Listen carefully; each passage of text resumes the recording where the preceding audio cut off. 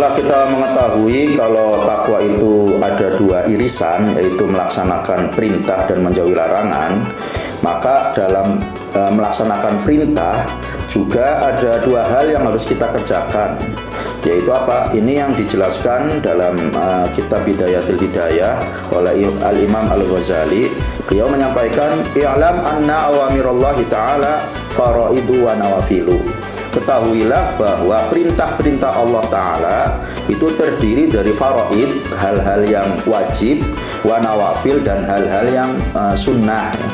Jadi taat itu tidak hanya kita melaksanakan kewajiban-kewajiban Allah Ta'ala, tapi juga kita melaksanakan segala hal-hal yang disunnahkan oleh Allah Subhanahu wa Ta'ala atau dalam agama.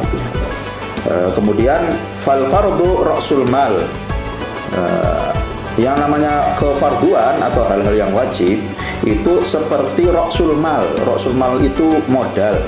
Wa huwa aslu tijarah. Ra'sul mal itu menjadi pokoknya perniagaan atau perdagangan. Artinya kalau kita tidak punya modal, maka kita tidak bisa berdagang. Itu yang namanya aslu tijarah. Wabihi tahsulun najah, dan dengan ra'sul mal atau modal kita bisa mendapatkan keselamatan dalam perdagangan. Artinya kita tidak menjadi rugi ketika menjadi orang pedagang. Seandainya kita tidak kembali modal kita, maka kita merugi. Ketika merugi kan kita berarti mendapat sesuatu yang tidak baik. Maka dari itu dikatakan dagangnya tidak selamat atau cilaka, begitu ya. Itu analogi kewajiban atau fardu dalam ketaatan. Selanjutnya wan naflu huwa ribhu. Yang namanya kesunahan itu bagaikan ribah. Ribah itu keuntungan dalam berdagang. Wabihi al-fauzu bid-darajat ya.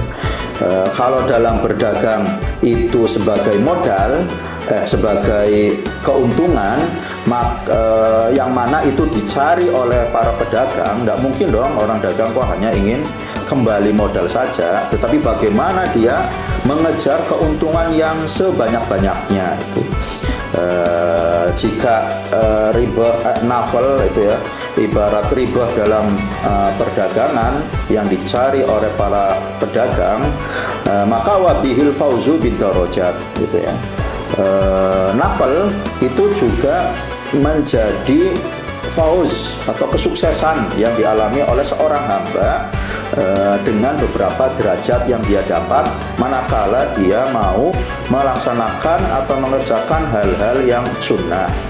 Jadi kesimpulannya apa? Manakala kita bertaat kepada Allah Subhanahu wa Ta'ala, maka jangan hanya fokus mengerjakan hal-hal yang wajib saja. Kalau hanya mengerjakan hal-hal yang wajib saja, berarti ibarat orang dagang hanya balik modal. Apakah ada orang yang kemudian merasa puas ketika dia hanya balik modal itu? Tentu dong ingin dalam berdagangnya itu mendapatkan keuntungan yang sebanyak mungkin. Nah begitu juga orang dalam beribadah, kalau hanya mengerjakan yang wajib-wajib saja, ya maka dia hanya selamat dari siksanya Allah Subhanahu wa Ta'ala, minimal tidak masuk surga, tidak masuk neraka saja.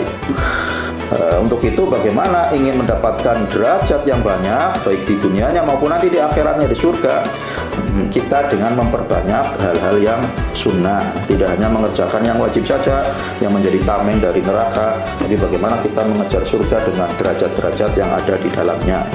Untuk itu dalam hal taat, di kitab ini, di kitab Bidayatul Hidayah, Al-Imam Al-Ghazali menjelaskan beberapa hal yang harus kita lakukan dalam mengatur waktu di kehidupan kita, mulai dari bangun tidur sampai tidur lagi, bagaimana kita beretika kepada Allah, berniaga dengan Allah dengan perniagaan yang mendapatkan keuntungan yang banyak.